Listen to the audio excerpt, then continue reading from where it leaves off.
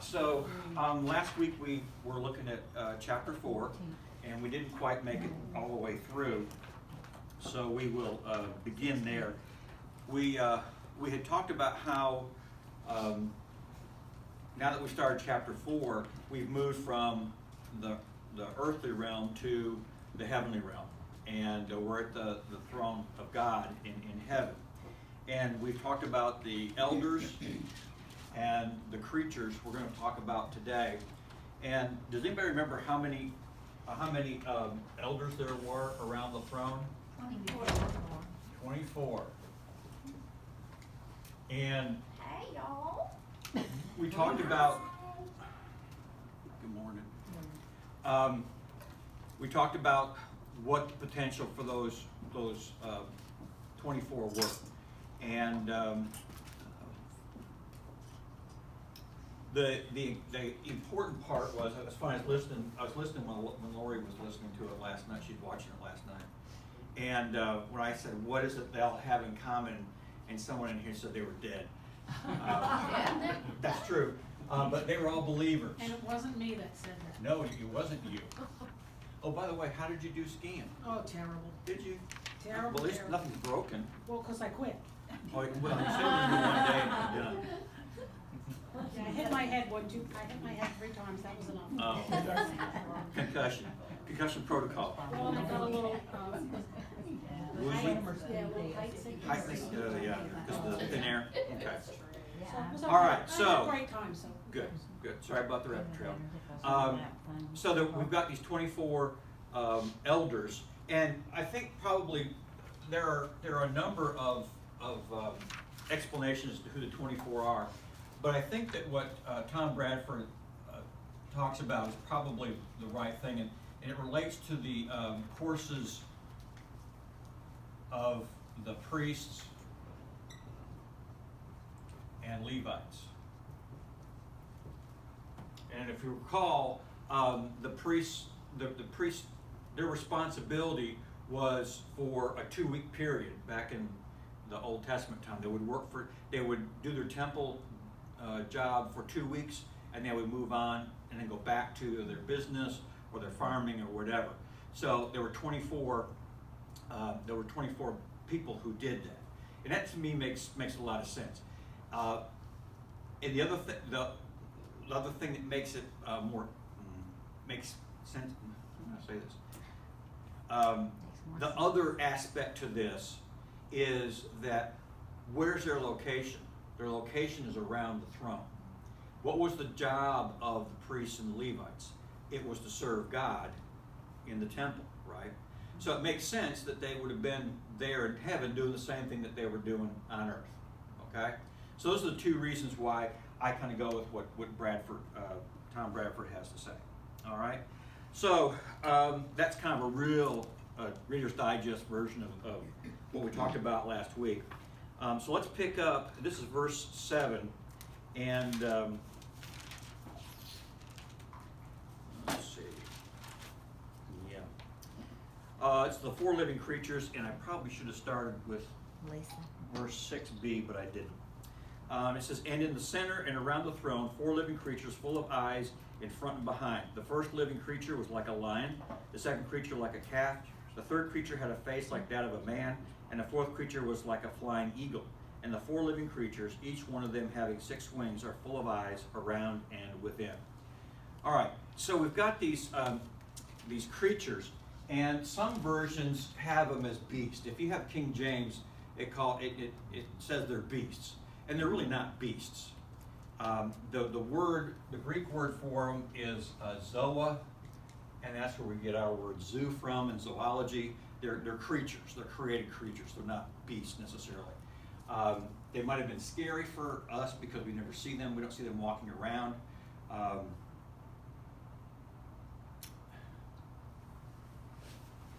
trying to think. There's a cartoon that has the lion with. Oh, that's right. Never mind.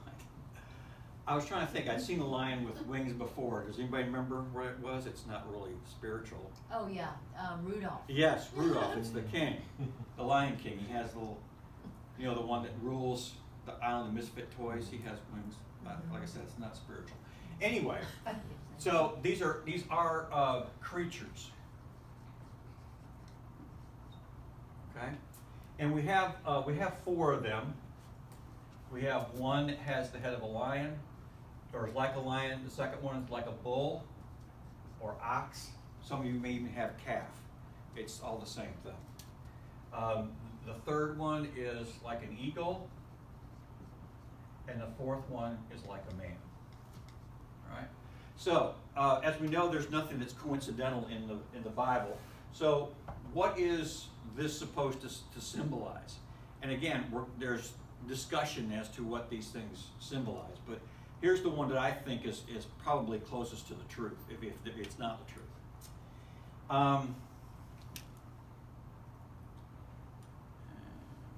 My footnote says that it represents the attributes, the qualities, and oh, sorry. Yeah, go ahead. I'm just kidding. Go ahead. Sorry, no. Go ahead. Read what it says. Go ahead. Part of his notes as well. Represents the attributes. My notes say the same thing. The qualities and character of God. Okay, and that's one of the suggestions, is that's what these represent. I'm going to give you a different an alternative one, and before we talk about that, if you have done any study of Bible prophecy, these creatures have come up before, and we have studied this book, and we would find it in Ezekiel and also in Isaiah. When we look at Isaiah 6:1-3, in the year of King Uzziah's death saw the Lord sitting on a throne, lofty and exalted, with the train of his robe filling the temple. Seraphim were standing above him, each having 6 wings. With 2 each covered his face, and with 2 each covered his feet, and with 2 each flew. And one called out to another and said, Holy, holy, holy is the Lord of armies. The whole earth is full of glory. So in Isaiah we see these creatures. And there's not a lot of explanation, but they're in Isaiah. All right? Then we go to Ezekiel 10:14. And each one had 4 faces. This is the creatures around the throne. They had 4 faces. The first face was the face of a cherub. The second face was the face of a human. The third, the face of a lion. And the fourth, the face of an eagle. So again, we see these creatures mentioned elsewhere. The descriptions are not exactly the same, but these creatures are still nonetheless in other places in the Bible. And if you notice, both those places I read them were from the Old Testament. Okay. Now, here's my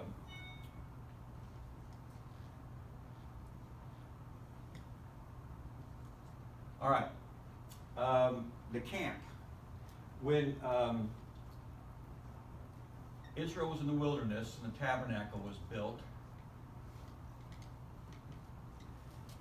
the door faced east, right? There were how many tribes?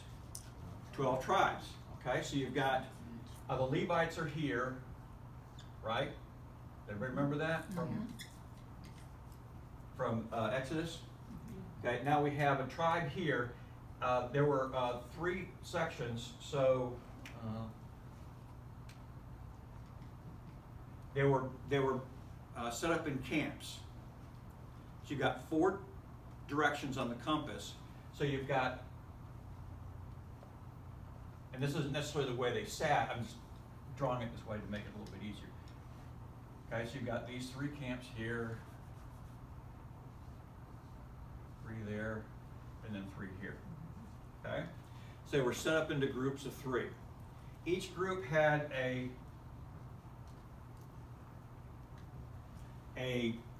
tribe that was the leader of that triad. All right, and don't want to go there yet. And each one of those, each tribe had a banner. You know, if you remember, if you've ever seen the movies where the Roman armies marching in some place, and they got the guy, I guess, who's not strong enough to carry a sword or whatever, he's carrying the flag. He's like, he's walking down the street, he's got the banner, he's got a little eagle on it or whatever. Well, they had the same thing. And when we take a look at this, each one of the leader tribes were assigned a banner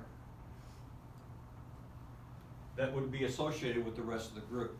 Okay, so on the east we had Judah. I think that's right.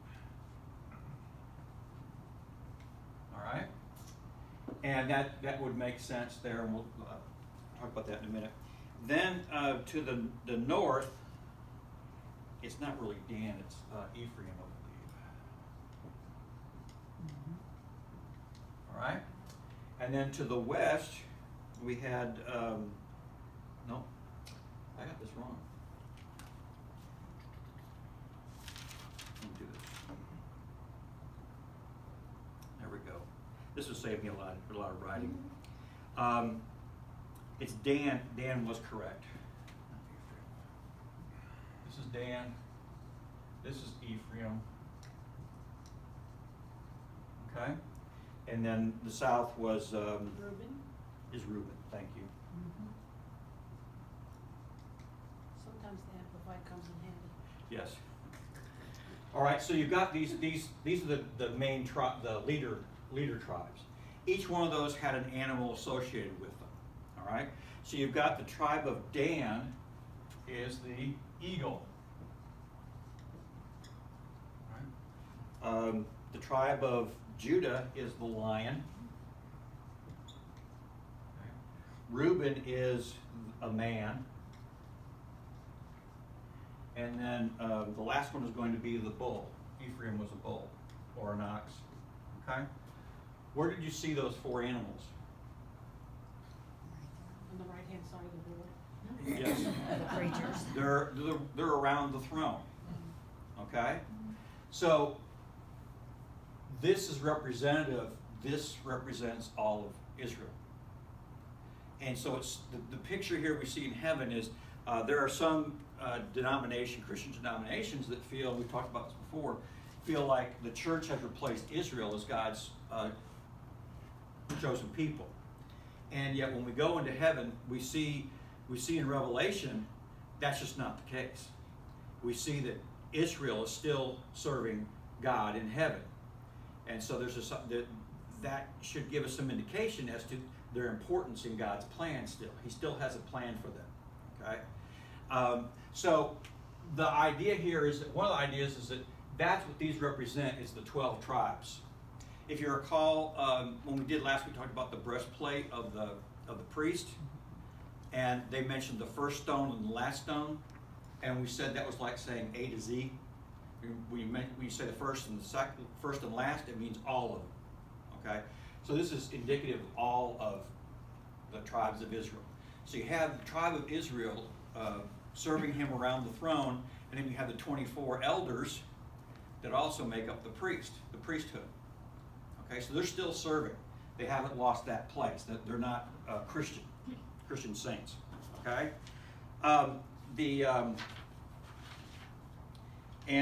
this is just an aside.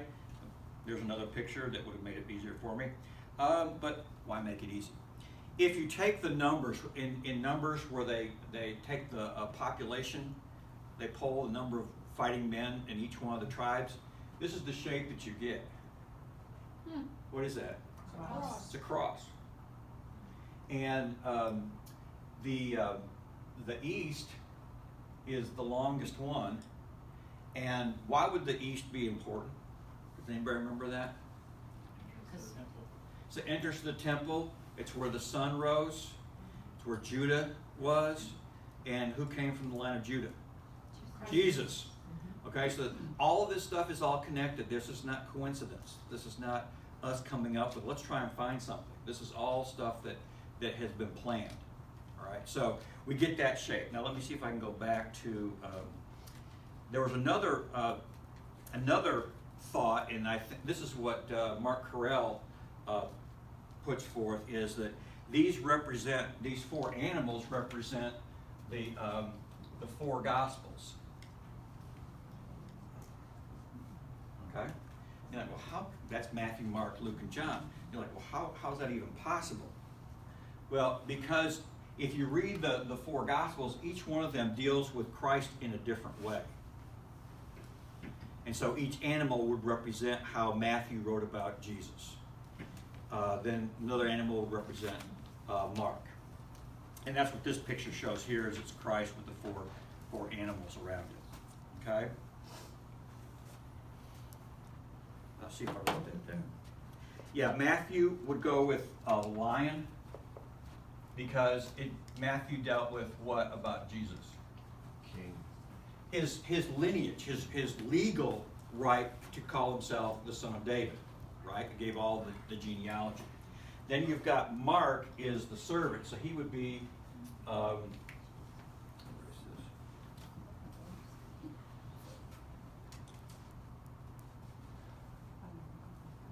I believe Mark would be a bull. The eagle would be the, Mark would be the bull. yeah.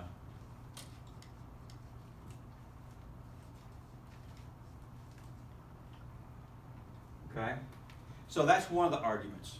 Now, I mean, it's possible it represents that as well as the other, but I think there's a pretty strong argument for those four beasts representing the 12 tribes of Israel. All right, so here we go. Let's see if I got it right. Matthew is the lion. Yay. Mark is the bull. Got that. Luke is the man. Oh, and John is the John. John is the John's the eagle. A little typo there. Okay? All right. So here we go. There. All right. So verse 8b. And day and night they do not cease to say, Holy, holy, holy is the Lord God, the Almighty, who was and who is to come. And this is exactly what we saw back when we read Isaiah 6, 1 through 3. Their function is to praise God. And the holy, holy, holy, that's that repeating something 3 times. In an Old Testament, when you do that, that means it's a superlative. You can't do any better than 3 times. Holy, holy, holy. Okay? And so that it's saying God is above anything and everything. All right, verse 9. And when the living creatures give glory, honor, and thanks to him who sits on the throne, to him who lives forever and ever, the 24 elders will fall down before him who sits on the throne, and they will worship him who lives forever and ever, and will cast their crowns before the throne, saying, Worthy are you, O Lord and our God, to receive glory and honor and power. For you created all things, because of your will, they existed and were created. And again, we see the theme here of 3s, showing its completeness. So the function is, and in this situation here, whenever the creatures say, Holy, holy, holy art thou, God Almighty, then the response from the priests is to bow down and worship him. So they're responding to so there's an interaction going on here. They're not just sitting there, twiddling their thumbs, playing harps, waiting for Jesus to come back. That's why the Catholic Church does that. What? The response.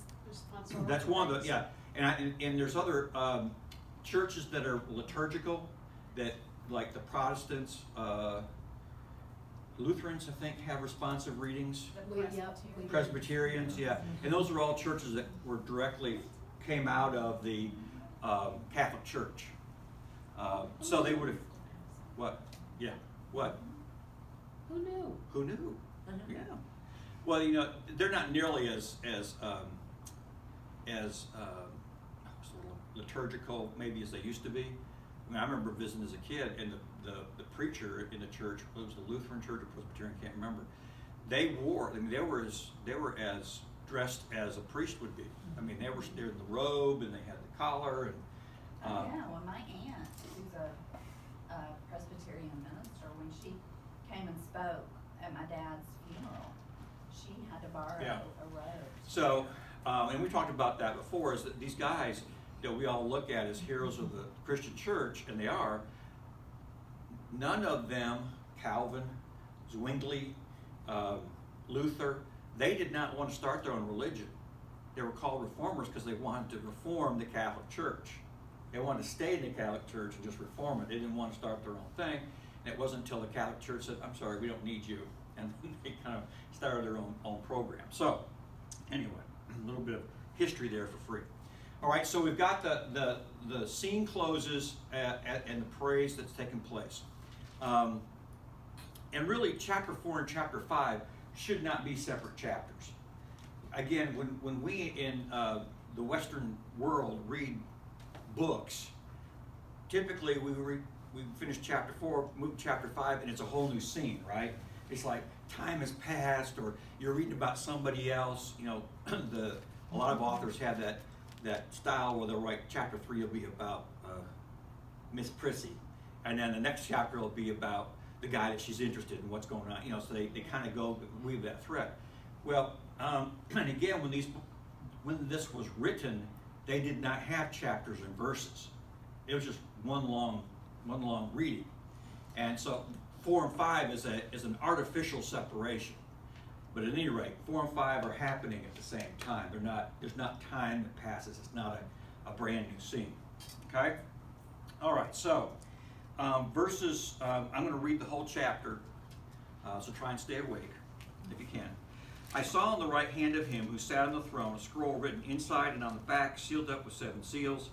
And I saw a strong angel proclaiming with a loud voice, "Who is worthy to open the scroll and to break its seals?" And no one in heaven or on the earth or under the earth was able to open the scroll or to look into it. Then I began to weep greatly because no one was found worthy to open the scroll or to look into it. And one of the elders said to me, "Stop weeping. Behold, the Lion that is from the tribe of Judah, the root of David, has overcome so as to be able to open the scroll and its 7 seals." Verse 6. And I saw between the throne with the 4 living creatures and the elders a lamb standing as if slaughtered, having 7 horns and 7 eyes, which are the 7 spirits of God sent out into all the earth. And he came and took the scroll out of the right hand of him who sat on the throne. When he had taken the scroll, the 4 living creatures and the 24 elders fell down before the Lamb, each one holding a harp and golden bowls full of incense, which are the prayers of the saints. Verse 9. And they sang a new song, saying, "Worthy are you to take the scroll and to break its seals, for you were slaughtered, and you purchased people for God with your blood from every tribe, language, people, and nation. You have made them into a kingdom and priests to our God, and they will reign upon the earth." Verse 11. Then I looked, and I heard the voices of many angels around the throne, and the living creatures and the elders, and the number of them was myriads of myriads and thousands of thousands, saying with a loud voice, "Worthy is the Lamb that was slaughtered to receive power, wealth, wisdom, might, honor, glory, and blessing." And I heard every created thing which is in heaven, or on the earth, or under the earth, or on the sea, and all the things in them, saying, "To him who sits on the throne and to the Lamb be the blessing, the honor, the glory, and the dominion forever and ever." And the 4 living creatures were saying, "Amen." And the elders fell down and worshipped. Okay. All right, so one of the things that we need to discuss, because going forward, this is going to impact kind of the way we look at Revelation. And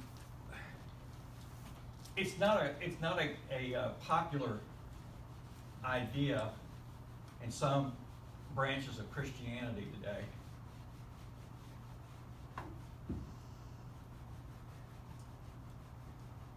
And it's this idea of death. When we look at the argument for pre-trib rapture, one of the arguments is, or the key argument is that we will be spared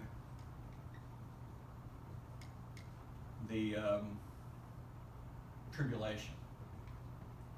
And in this case, I'm not making a capital T, I'm making it a small t. And so where would people come up with that idea? Well, they go back to the Old Testament and say, well, Lot was spared, right? He was taken out. Noah was spared, they were taken out. Israel was spared in Egypt, they were taken out. And we see this common theme in the Old Testament. That theme does not carry over into the New Testament very well. Wouldn't you think that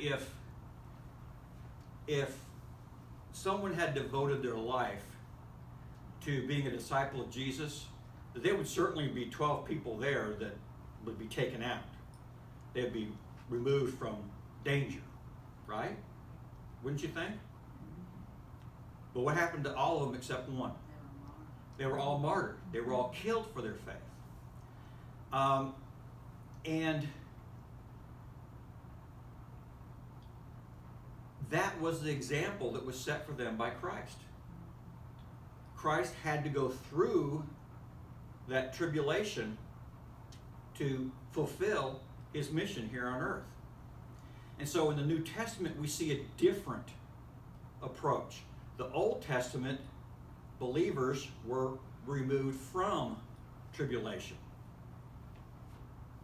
In the New Testament, we are delivered by the temptation, or not temptation, the tribulation.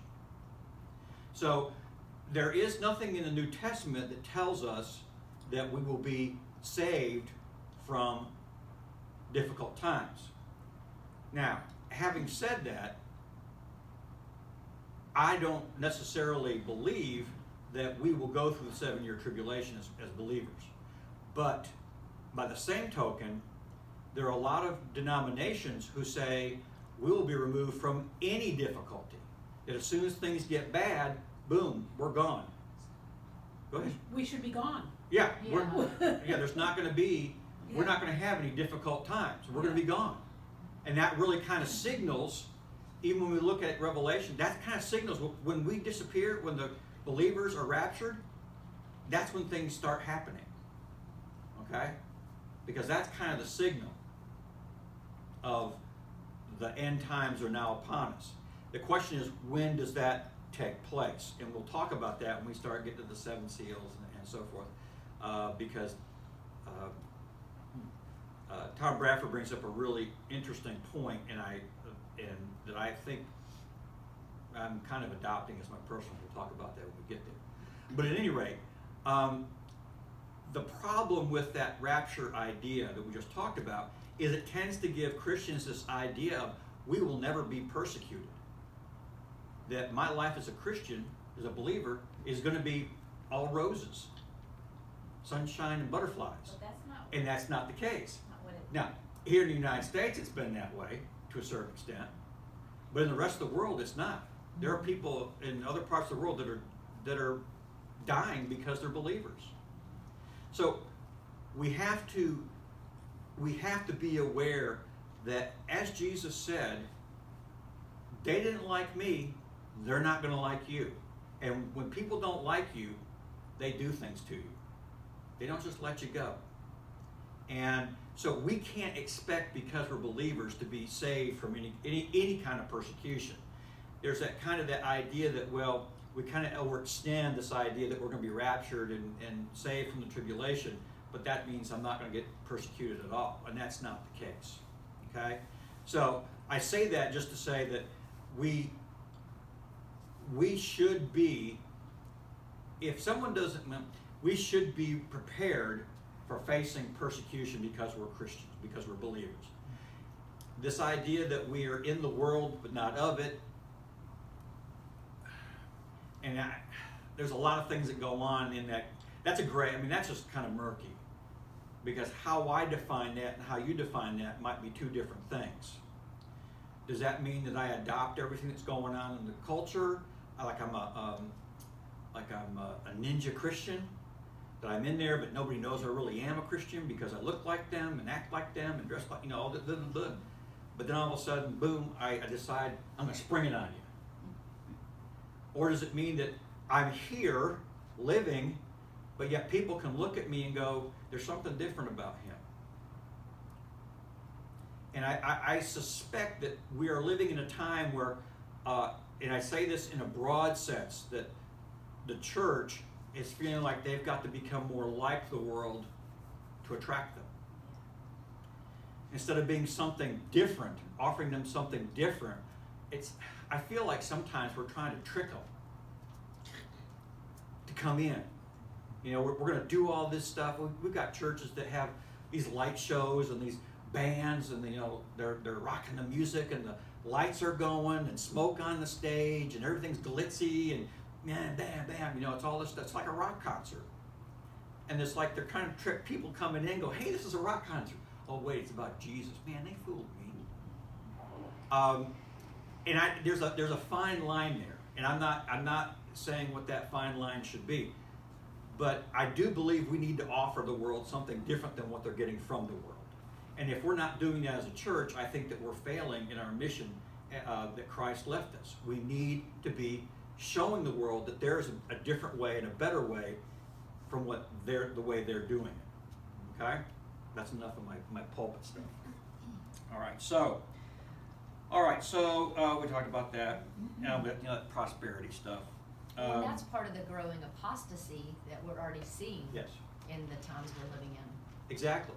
And that's what the letters were all about, showing that move from being very devoted to the gospel and meeting people's needs through the love of Christ, not using it as a way to kind of sneak them in the back door and go, oh, hey, why we got you here? We captured you. We gave you some food, so now you got to come to church. That idea that we just need to do this because Jesus wants us to do it. And I'm not saying, I'm not talking about this church, or I'm just saying, I'm painting with a really broad brush here. But I think there is a greater and greater movement towards this idea that fits with the church at Laodicea, where they had this picture of being Christian, but in reality, they weren't. In the sense that they weren't living an evangelistic life. Does that make sense? All right, so let's go to verse 1. I saw on the right hand of him who sat on the throne a scroll written inside and on the back, sealed up with 7 seals. All right, so there's some discussion. The Greek word here is biblion, where the word, if you ever took Spanish, biblioteca is what? Library. And what's in the library? Books. And we also get our word B-I-B-L-E, Bible, from there as well, okay? So there's some discussion as to whether this means a scroll or it means a book, because it can mean both. Oh, yeah.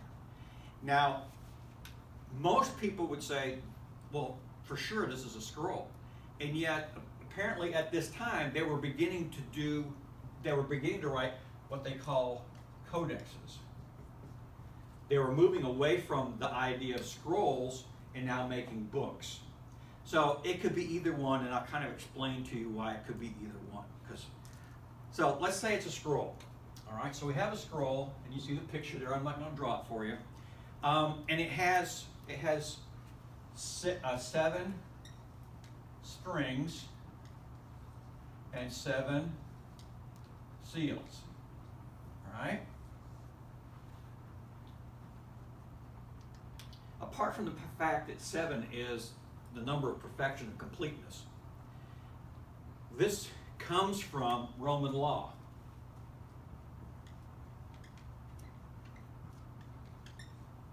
And this was the kind of scroll that was used in creating a will. And each seal represented one witness. Every will had to have 7 witnesses in Roman law. And each witness put their seal. Once the thing was rolled up, they would tie it and they would seal the string. And 7 witnesses would be what the number would be to verify, to legitimize the will. Okay? Now, the will could only be opened by the person who was given authority to open it. Got that? So if Jeremiah was given authority to open this will, I can't do it. Law would not permit me to do it. It would have to be Jeremiah.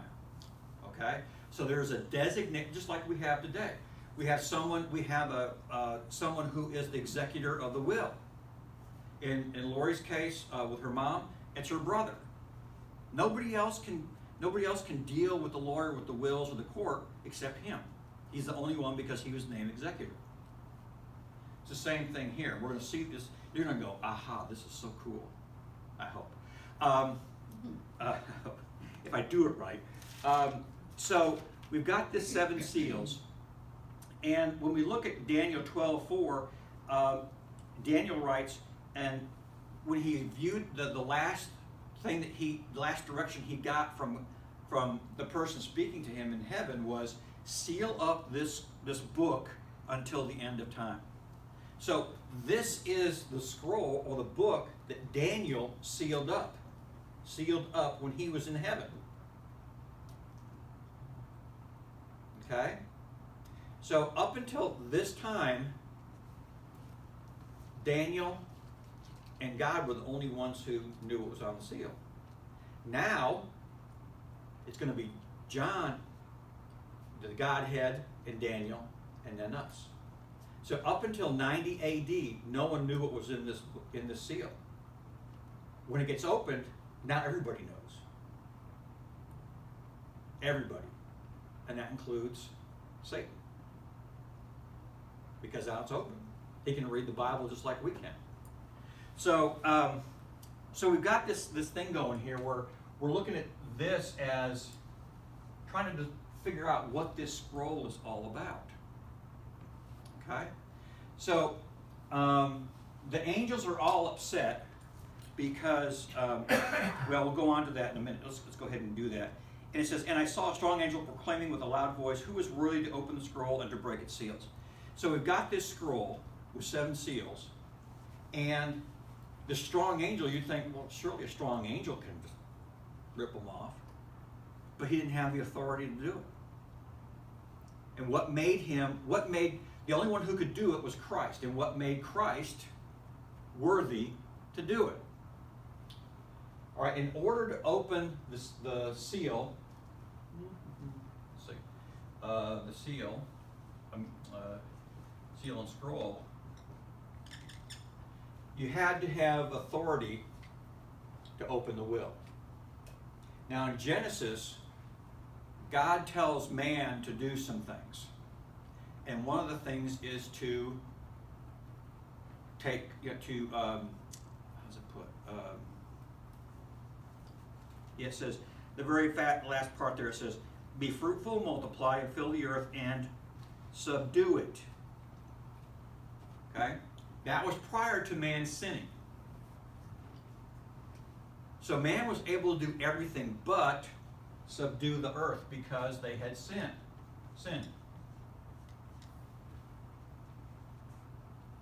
Okay, this is probably about as clear as mud right now, right? Mm-hmm. So, this is, some believe this will is the deed to earth. That this deed or this will had to be created because man could not, because man had sinned, they were no longer capable of subduing the earth properly. So if that's the case, what was it about Christ that made him worthy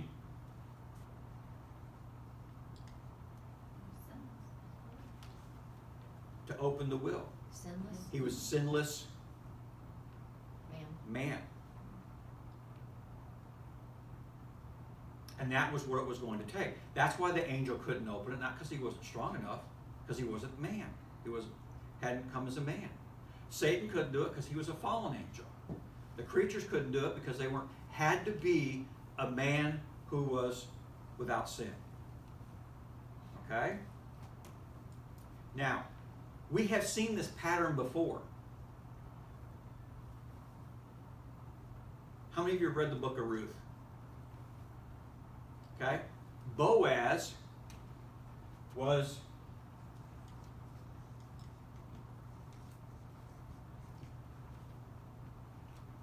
a Goel. Goel is the Hebrew word for kinsman redeemer. Because he was a kinsman of Naomi, he was able to get her land back for her. He could purchase her land and then give it to her because he was the kinsman redeemer. That was always set up in these deeds, these wills, that a kinsman redeemer could purchase back the land at some point. But in order to be a kinsman redeemer, you had to be a what? A kinsman. So the only person in heaven who's a kinsman of us is Jesus. Because he came as a man.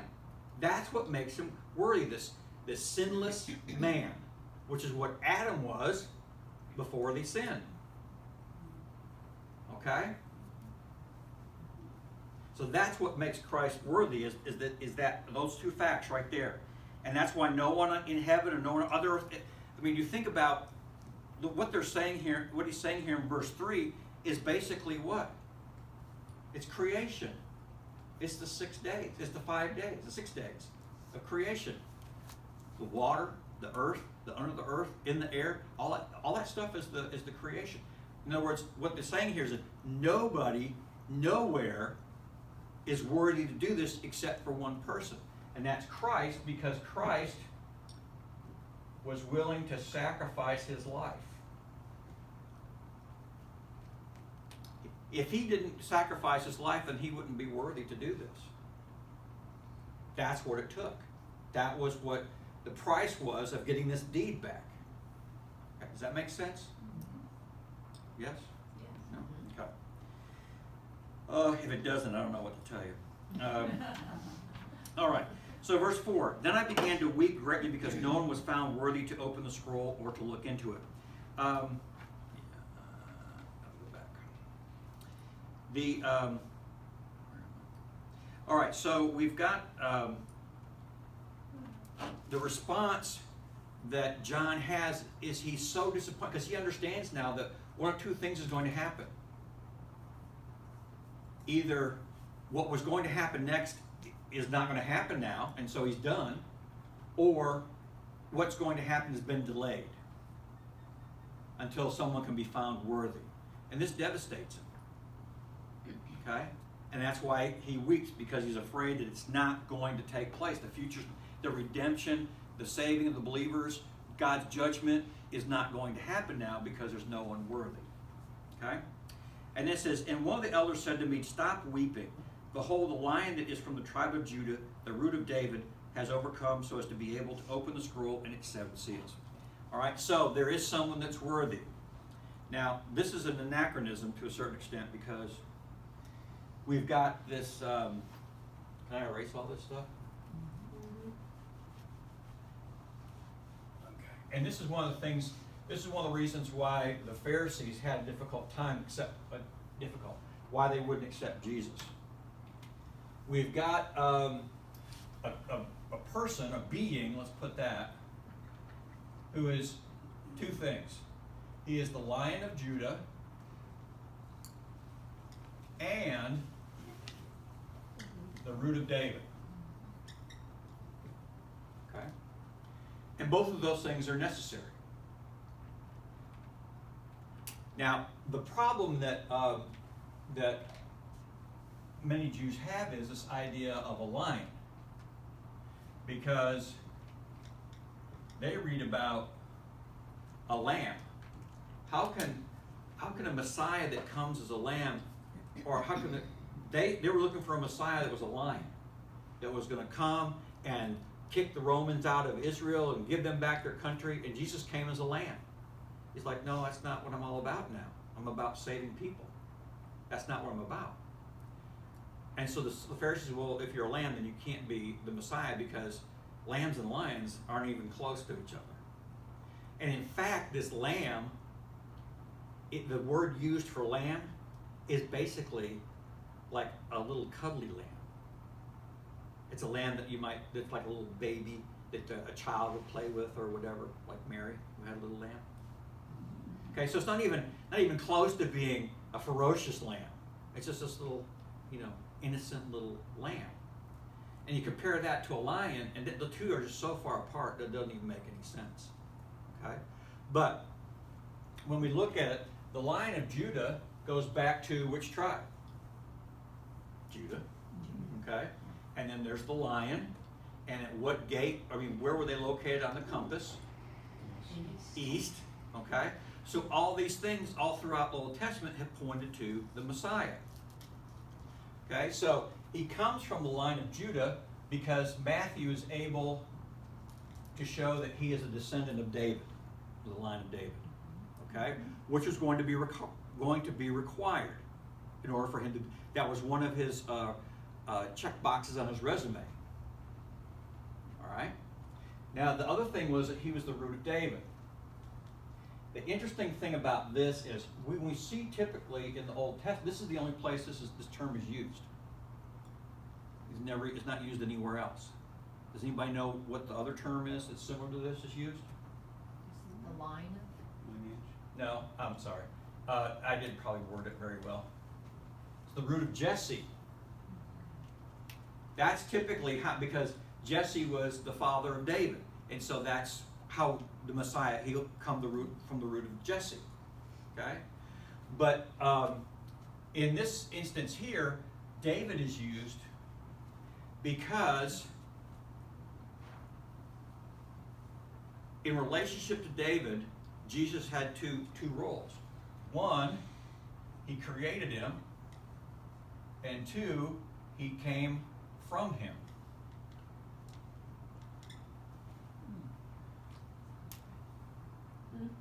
Try and wrap your brain around that. Not only was he created, was he part of the creation of David, but he's also from the root of David. So he has that double connection with David, which is what the root means. The word root is that idea of David comes, was created, but Jesus also comes from that line. All right. So those are the two things that this worthy person has to have. All right. And then because those two things exist in Christ, that's the other thing that makes him worthy. He's got all these boxes that are checked because he is Jesus and because all these things have been accomplished. Okay? Make sense? That make sense? Okay. All right, so now we go to 6, because this one gets really freaky. And I saw between the throne with the 4 living creatures and the elders a lamb standing, as if slaughtered, having 7 horns and 7 eyes, which are the 7 spirits of God sent out into all the earth. So this lamb has 7 eyes and 7 horns. All right. So I don't know if it looked like that or not. Probably not. That would have freaked me out. I had probably nightmares after that. But this is symbolic. Obviously, 7 is perfection, right? Complete, perfect, right? 7 represents 7. So what does eyes and horn represent? Horns in the Old Testament were a symbol of power, strength. We talked about this before, and I meant to get the picture of it, but I didn't. When you see the statue that I think it was Michelangelo did of Moses, have you ever seen that one? And it's got 2 horns coming out of his head. And as a kid, I thought, why did he make him look like Satan? Those horns represented power, and that was a symbol of power. That's why he gave those horns in the statue, to show that he had power. Now, the power came from God, but he had power. All right. That's why we give Satan horns, because Satan has power. All right. But it's not 7 horns because it's not complete. All right. So that shows power. The eyes represent knowledge. He sees everywhere, sees everything. So, in a sense, this is omnipotent and omniscient. Okay? All seeing, all powerful. All right. Now the other thing is that we have to make sure we realize here is that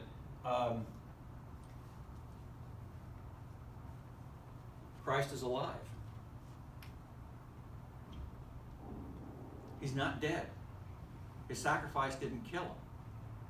In fact, his sacrifice is what turned him from a lamb to a lion.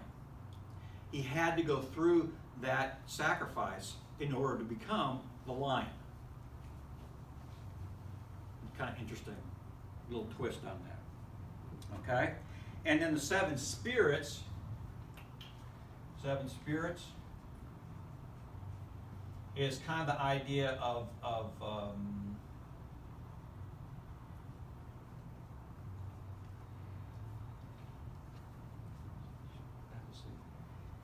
omnipresence. Idea that the 7 spirits are everywhere. Now, this idea of 7 spirits, we don't really know what that is exactly, but there is I know you can't read that probably, but in the book of 1 Enoch, 1 Enoch, which I'm sure nobody has read, some probably never heard of. It's an extra biblical book. And it's kind of like Josephus. Josephus is an extra biblical book, but we use it when we do research, right, on the Bible. We don't say that it's divinely inspired or anything else, but we use it to kind of gather information and collate that with the Bible. Okay, First Enoch is the same way. It's not inspired writing, but it does give us more information about the Old Testament. And the kind of what gives this some power is that, or some credence, is that it was used by New Testament writers. New Testament writers referred to it. And I think it was, maybe Peter, wasn't it? Who was it? I think Jude. Jude, yeah, and Jude. He refers to it. Okay, so there's a reference there. And then you've got one of the biggest early church leaders, Irenaeus, who we've mentioned before. He also validated its value. Okay, so I started reading it last night. It's not like you would think about. I mean, it's kind of an interesting little book, but it gives us a lot of information about the Old Testament that the Old Testament doesn't give us. And so it kind of takes the Old Testament, especially the Genesis part of it, and expands on it. Gives more information. And this is where you can get a lot of information about the Nephilim and the sons of God. But anyway, I'm not going to read that whole thing. But they use the term, what is it?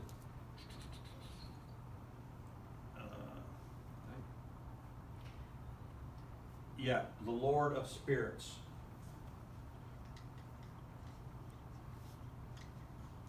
Which is perhaps what this is relating to.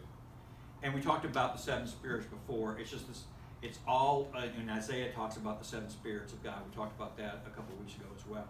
So it's this idea that this person has all three of those traits: omniscience, omnipotence, and omnipresence. Okay? All right.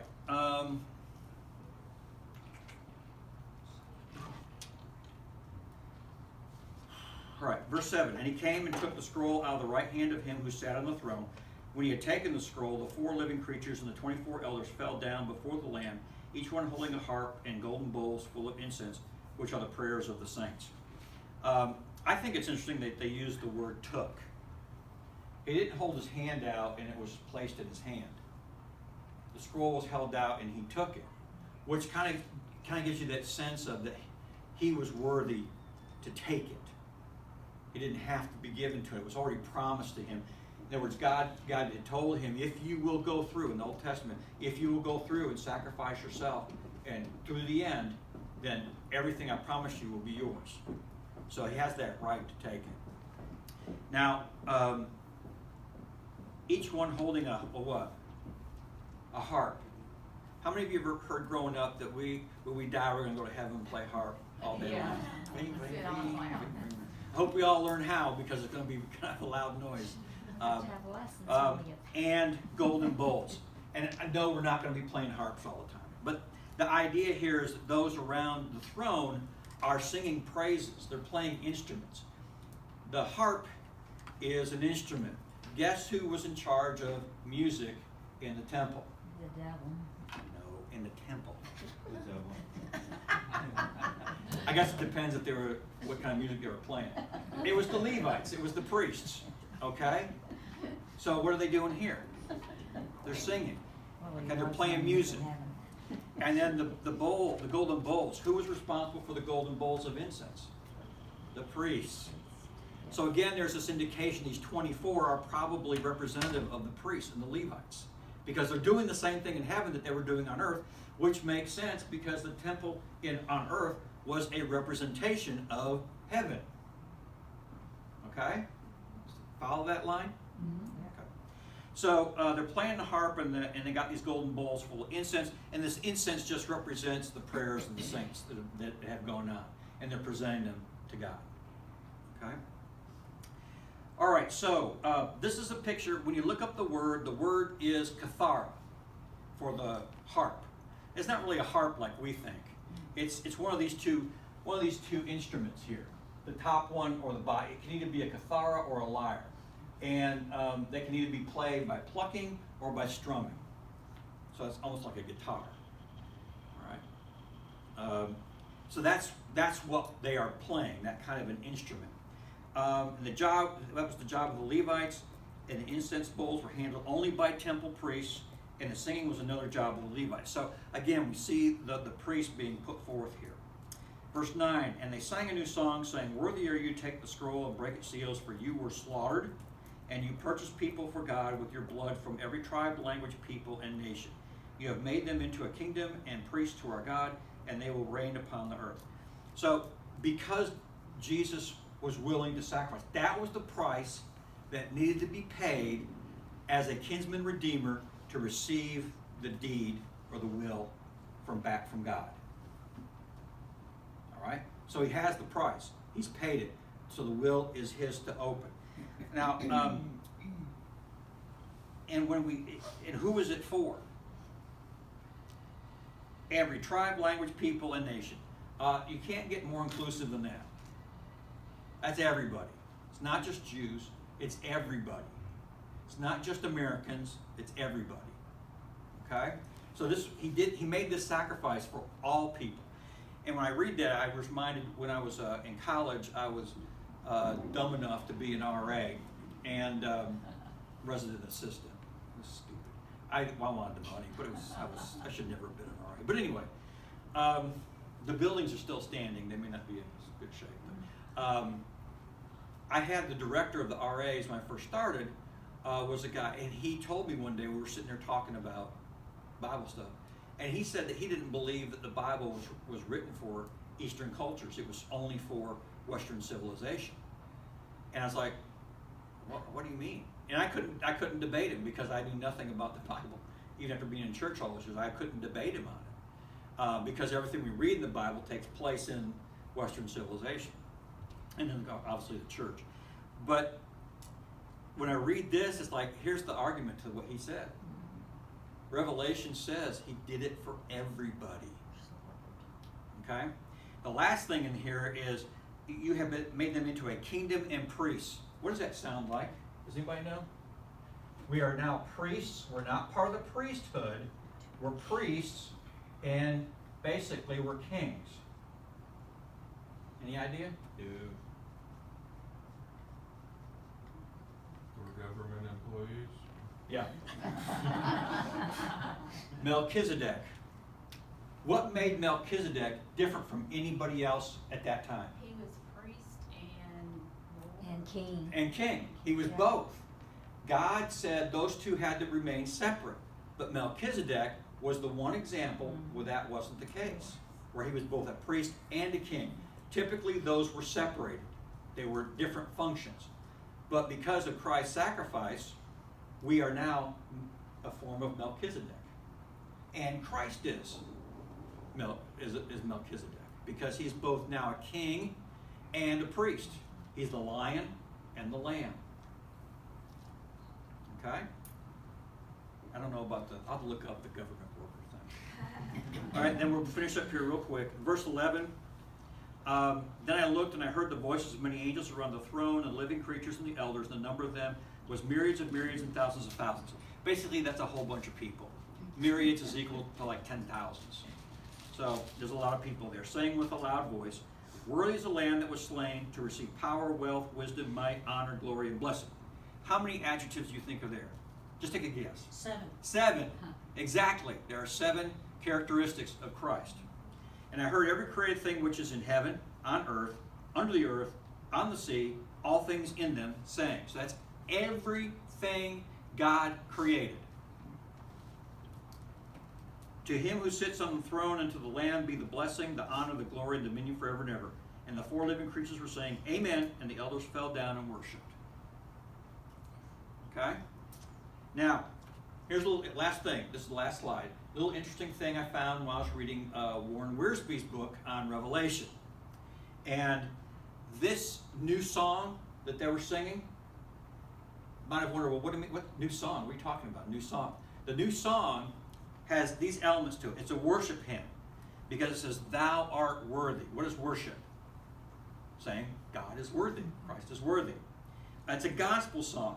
Thou wast slain and hast redeemed us to God by thy blood. Okay? That's evangelism right there. A missionary song. Sinners were redeemed out of every kindred, tongue, people, and nation. Isn't that what missions is all about? A devotional hymn.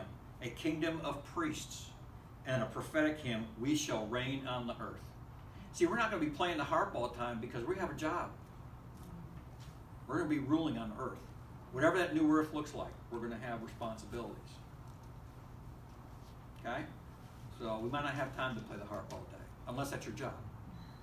Could it also be a new praise song because it's not very long? There's not many verses in that. And how many times did they repeat it? You better repeat it like 19 7 times, right? 7 times. That was funny, Bert. Okay. And there they are. They're bowing down. That's the old picture. But any questions on that?